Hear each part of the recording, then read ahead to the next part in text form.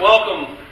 We're closing up a series today called the Triumphant Arch. If you've been coming, we started out talking about bedrock and foundation and cement and cornerstone, and today we're finishing up with that archway, that path that's going to actually do something for us. It has been doing something for us if we've even been unable to pay attention to it for millennia. And those of us in recovery know that for the last 80 plus years, there's been this path that works if you work it. So we're going to have a kind of a real heavy recovery-focused message today. Is anybody here in recovery? Yes, sir.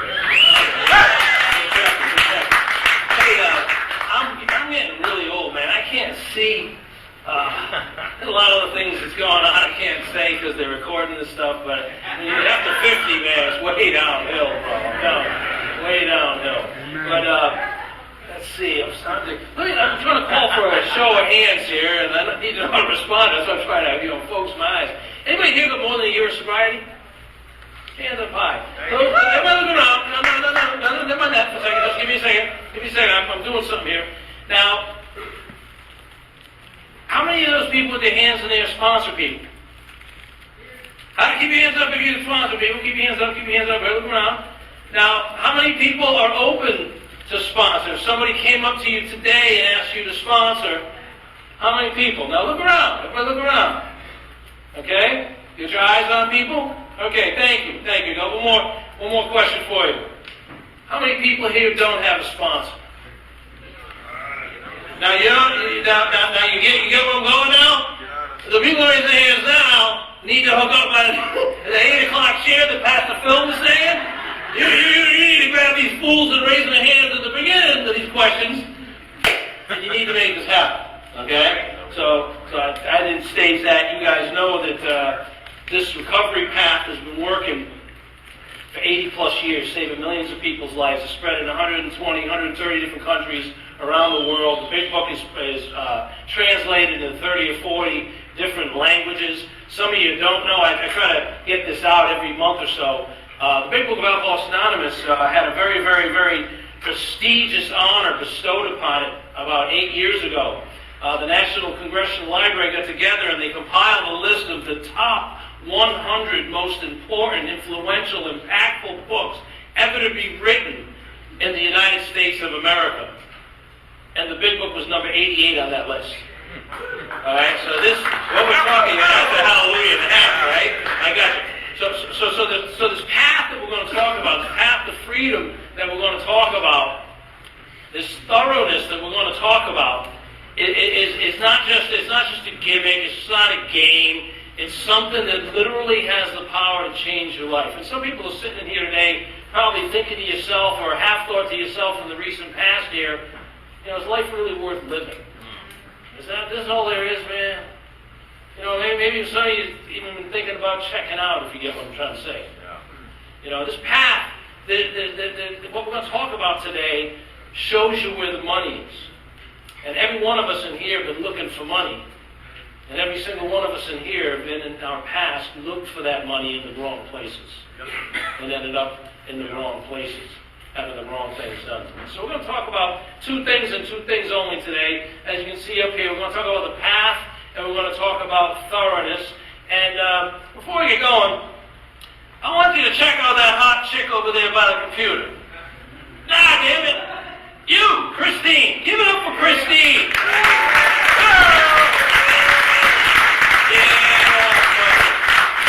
She's going to help a fat old man out, but she's going to be advancing our slides, and she's been here faithfully every week doing your IT and along with the rest of the service team. This wouldn't happen, if you didn't know this would not happen if people weren't here like 2 hours early, setting this place up, making sure things work, like Pastor Tara, the worship team, rehearsing, getting it right so that you would have not just a place to hang out, but you would have an experience. You would have something, a resource that could help you move forward and help you change your life. So that's what we're doing here. We're not just having church, even though they call it recovery church. This is more of a mission. Amen. It's a mission to save lives, to change lives. And those lives that are saved and changed go turn around and change and save someone else's life. One helps another, okay? So that's what we're really doing here. A fool like me may come up here and talk a little bit to you, but that's what the real thing is. The real is one person helping another,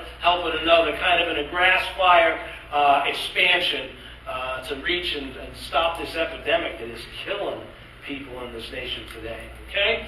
And if you're sitting in the seat today, even if you ain't half awake, at least you're alive and you have another chance. So thank God for that. And every one of you in here, I'll bet you a majority of people in here know someone, and probably someone close to you, that doesn't have that chance, that have died of this thing before they had a chance to get the solution. Okay? So let's keep that in mind as we go on. So the first thing I want to talk about, Christine, if you can hit me with the next one, please. We're going to talk about thoroughness. And you may say, and listen, I understand, I'm a simple guy. You may say, yeah, thoroughness, no kidding, thorough. You gotta, rarely have we seen a person fail who's thoroughly followed our path. I get it. I gotta do this thing. But let me tell you something you don't know. There is something, you can put any label on it you want, disease, the devil, the darkness. I really don't care how you conceptualize this. But you've got something that's deeply impacting your life now that wants to distract you, that wants to pull you. Even maybe it's not all the way out. Maybe you're not going to get drunk tonight. Maybe you're not going to swallow the business end of a 45 tonight. But it's patient and persistent. And it's working against you. And if you're not aware of that, and you're not responding to that, I have bad news for you. The likelihood of it winning rather than you is significant. How many people here in treatment? What is the percentage rate after 6 months of relapsing of people in treatment? 90%. So that proves what I just said to you. So we're going to look at it thoroughly, how to be thorough and why it's important. You can see on page 65, and this is talking about the inventory. Now, the inventory is very important. The 4th step is where we clean out all that junk, or at least begin to clean out all that junk that's blocking us, that's holding us back, it's poisoning us, and we've got to get rid of it. Now, let me ask you a question kind of from a common sense point of view. If I'm an oncological surgeon, in other words, I operate on cancer, and I'm operating on a really serious stage 4, already metastasized cancer on you, and a large piece of it's gotten in the liver, and I get in there, and it's kind of nasty to work on the liver, you know what I mean? And I say, well, I got some of it out. I don't want to mess too much with it. I might dig the hepatic artery, might get into some bleeding here, might be here in 3-4 hours. I don't want to do that. I'll just take this little piece that I got here, I'll close up, and that's good enough, man. I can bill for that. How much good did that surgeon do you? Not much. Why? Because he wasn't thorough. If you're going to do the job, you know, I'm talking, if I got any junkies or alkies in here? I mean, if you're going to do it right, right? I mean, anybody should know it's us, right? If you're going to do it right. Dr. Bob. Everybody know who Dr. Bob was? Proctologist. Dr. Bob, that's right. A real important surgeon there. Don't let him make a nick in the wrong place, right? Very good. He said at the end of his story, if you go at this recovery business with half the zeal you did going about getting that last drink, you're bound to make it. Amen. So that's how important thoroughness. When we went back to our lives, page 65, nothing counted but thoroughness and honesty. I quoted page 58 a minute ago. Rarely have we seen a person fail who's thoroughly followed our path. You thoroughly follow that path, you're not the 90% failure or relapse rate, you're the 90% success rate. You get what I'm saying? You turn those right around, those odds, if you want. If you want. And you can also turn that around, too. You know, rarely have we seen a person fail who's thoroughly followed our path. Check this one out. Thoroughly have we seen a person fail who's rarely followed our path. How many people got the T-shirt on that business? You know what I'm saying? Some of you have been in treatment more than you got birthdays. Come on now. Right? I'm just saying. I'm not judging. I'm just saying. I sponsored a guy who'd been to treatment 100 times. 100 times. And I had the honor of giving that guy his one-year medallion. You see, so you can go from 90% failure to 90% success. Hit me with the next one. The book warns us about this over and over and over. I'm not going to beat you over the head with the big book, but I'm going to show you a little bit of it. Page 85. And you ought to have this memorized. It's easy. It's easy. Yes, sir.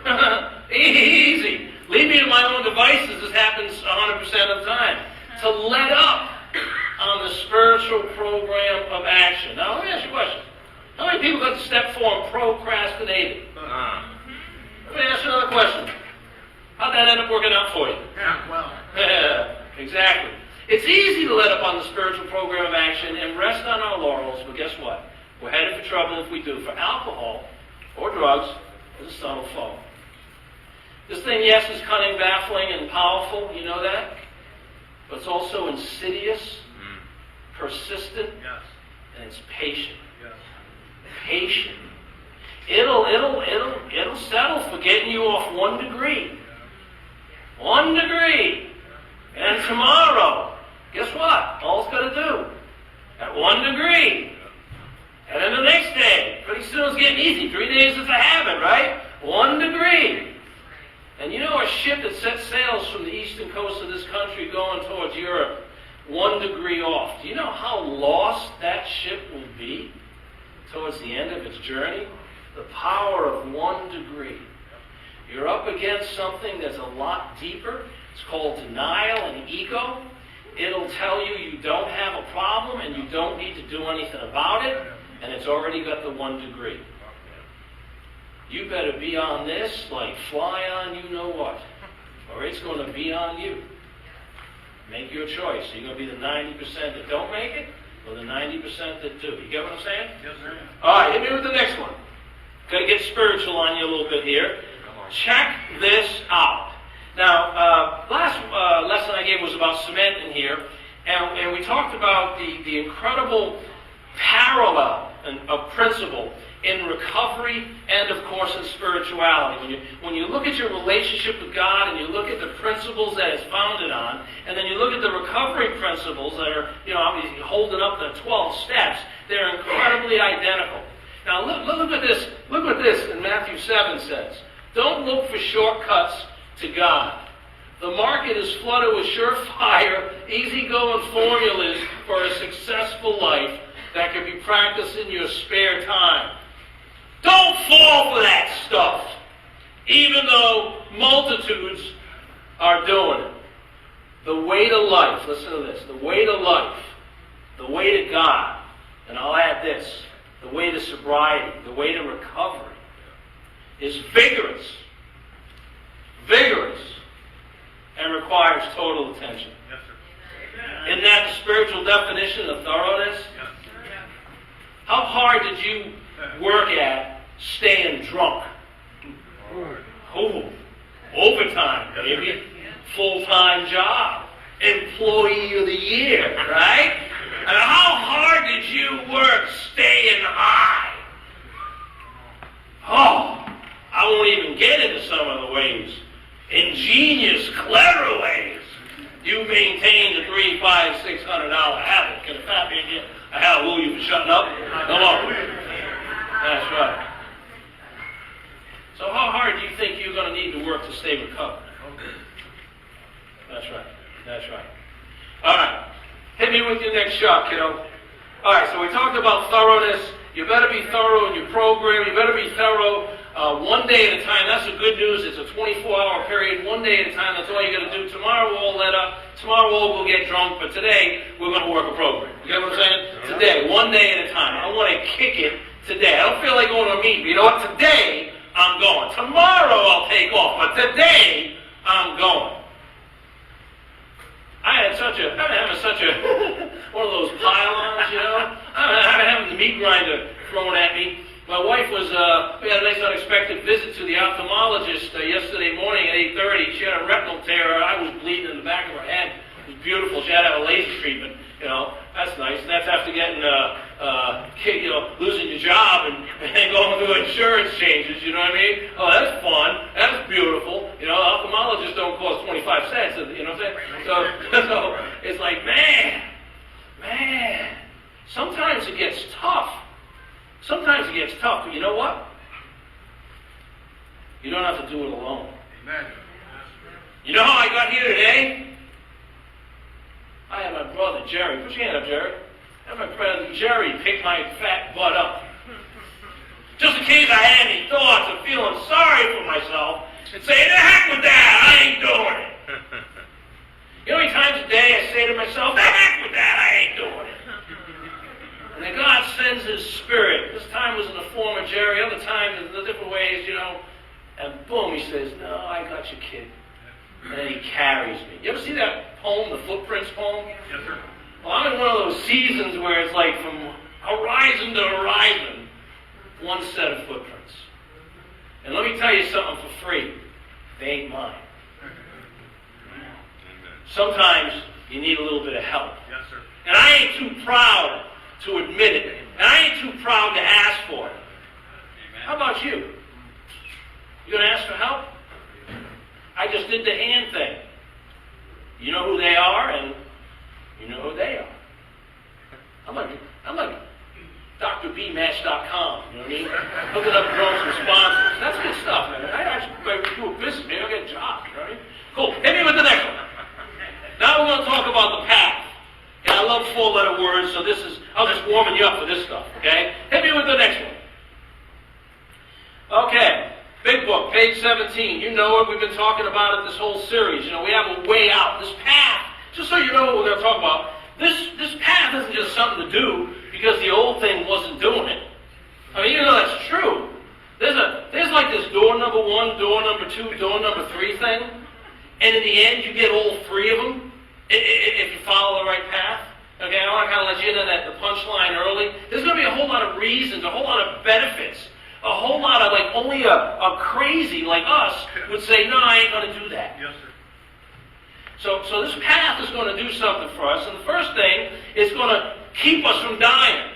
Because all the rest of the stuff probably wouldn't add up to much, for a course, you know what I mean? If I had a tag on my toe, it's kind of tough to put my shoes on to come to the recovery church, you know what I'm saying?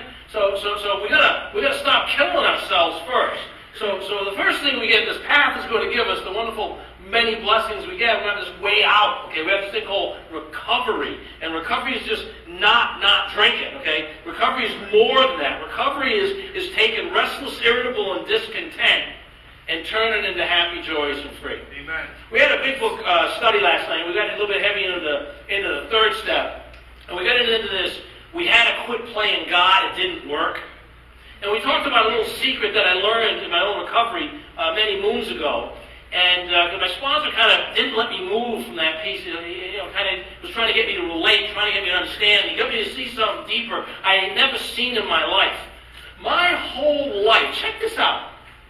My whole life, I had felt so sorry for myself for the terrible childhood that I had, for the fact that I had to do everything myself. I didn't have a father to help me. He didn't coach me. He didn't bring me into sports. No encouragement. No help at homework. Nothing like that. And I had it so tough, and I was so depressed and so full of resentment and fear and sorrow and brokenheartedness and self-pity. I felt so crazy inside. I finally somewhere, even if it began subconsciously, I swallowed this lie that became a foundational doctrine for my life.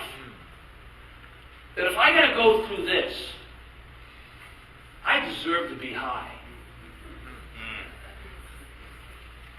Fat man ain't getting no hallelujah now. It's awful quiet in here, huh? If I have to do this, if my family's going to do this, if my boss is going to do this,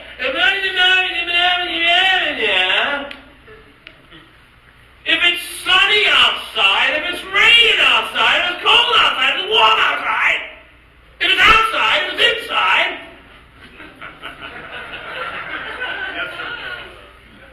I deserve to feel the way I want to feel. It's my life. If it feels good, people can relate to that? Yeah, see, now we're getting somewhere. Now we're getting somewhere. Now, you know what I'm going to ask you next, don't you? How'd that work out for you? You see, this ain't hard. This ain't rocket science, you know what I'm saying? But guess what? You got this thing, I got this thing that comes over my eyes and says, no! Don't worry about the truth. Don't worry about the facts. You got this. You're the man. You're better than all that. This time it'll be different. Yeah, boy.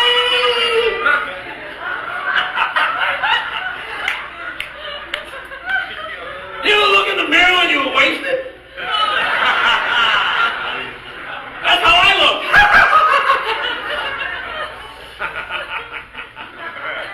What's Pastor Tara when you need him?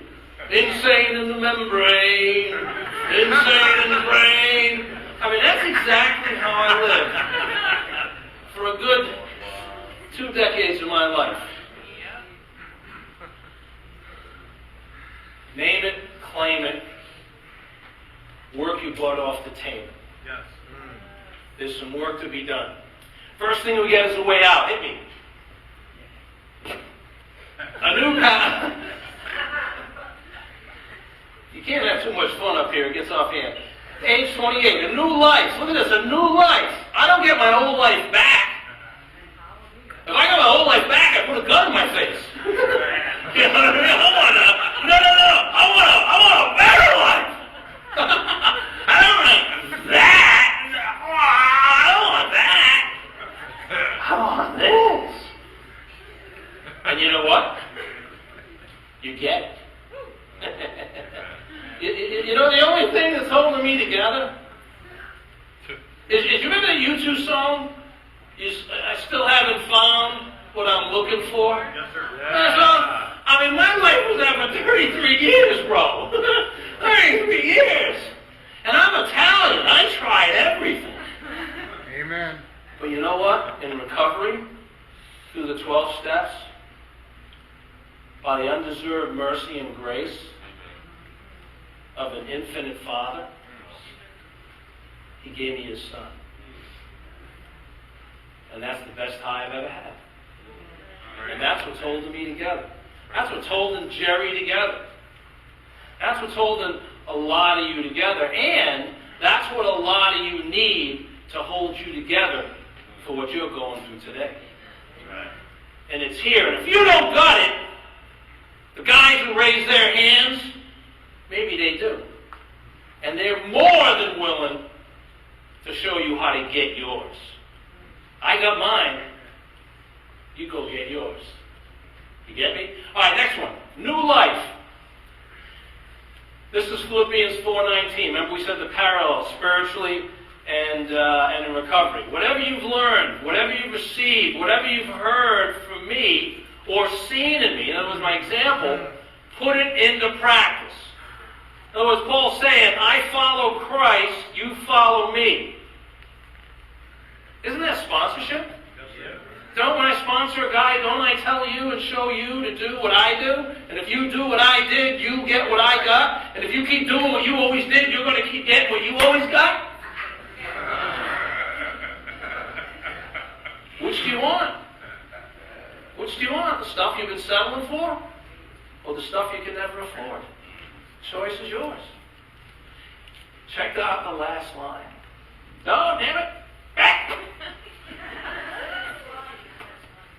And the God of peace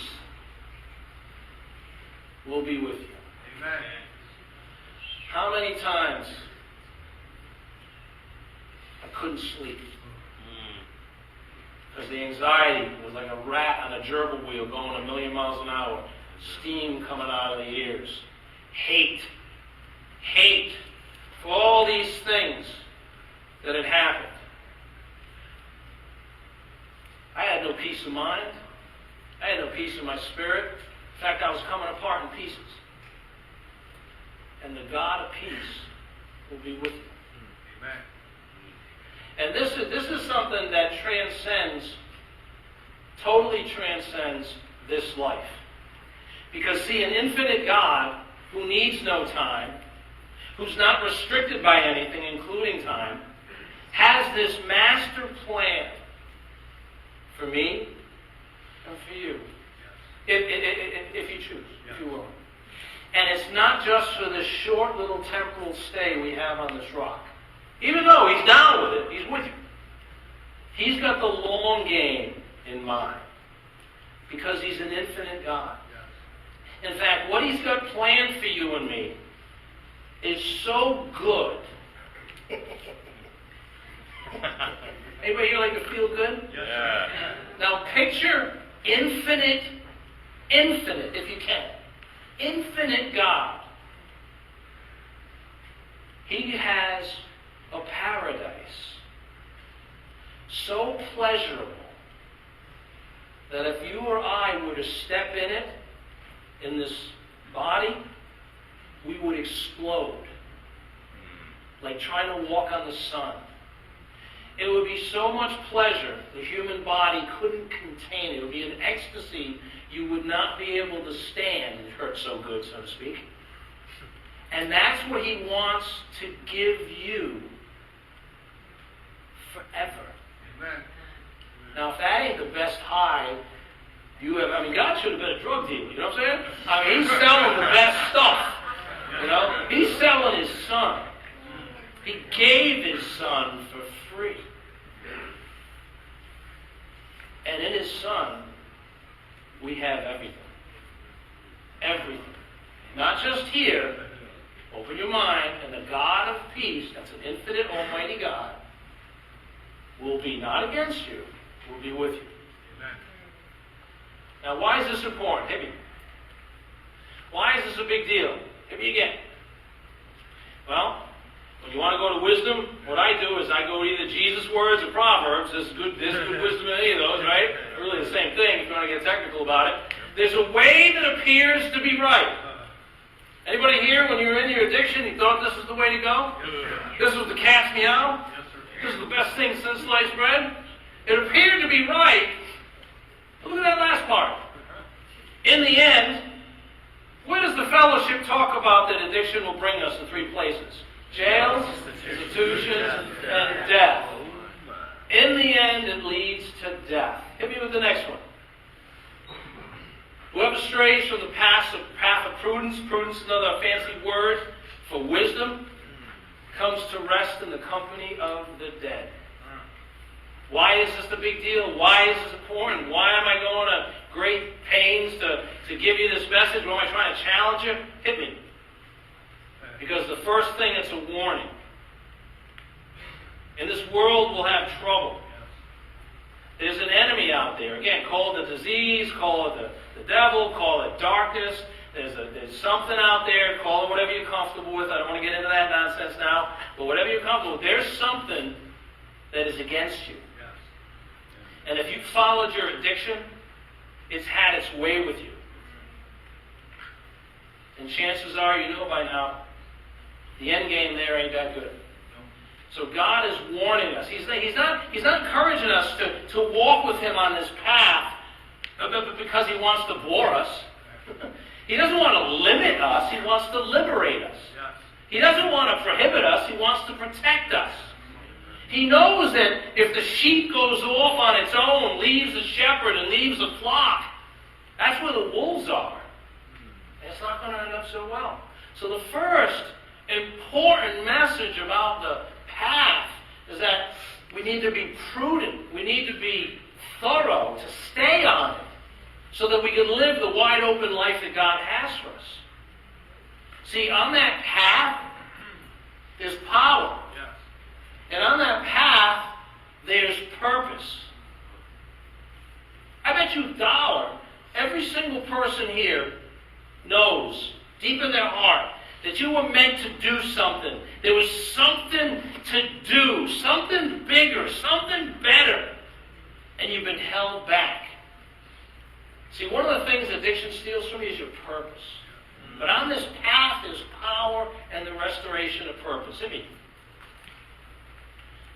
Now, there's more than just warning. There's more than just avoiding death. There's that liberty. There's that living life, that destiny, that purpose, that happy, joyous, and free. Page 124, showing others who suffer how we were given help is the very thing which makes life seem so worthwhile to us now. It's better to give than receive. When you're given God's grace to someone else, some of it rubs off on you on the way out. You get what I'm saying? Infinite God fills you up before He fills someone else through you. Okay? So, hit me once more. There's a path to freedom, and in that path there's blessing upon blessing upon blessing. Not just the physical and the worldly blessings, although that's there too, but the spiritual and emotional blessings. Having that anxiety relieved in exchange for peace. Having depression lifted, and having joy and a purpose and zeal for life. See, having something worthwhile to live for, that's money. Spiritual money. Hit me again. If you're here today, you've been blessed. You may not know it, but God wants to bless you more. He's given you an opportunity to be free from the hell that used to hold you, and He's given you that opportunity to break free and run towards Him and with Him and for Him and be with Him in paradise that you can't even imagine or even believe at this point. And the only thing you have to do is let go of the old life, let go of the old ideas, and make yourself wide open and ready to receive all of Him. Because He's a big God. You can't hold Him in one hand. God bless you.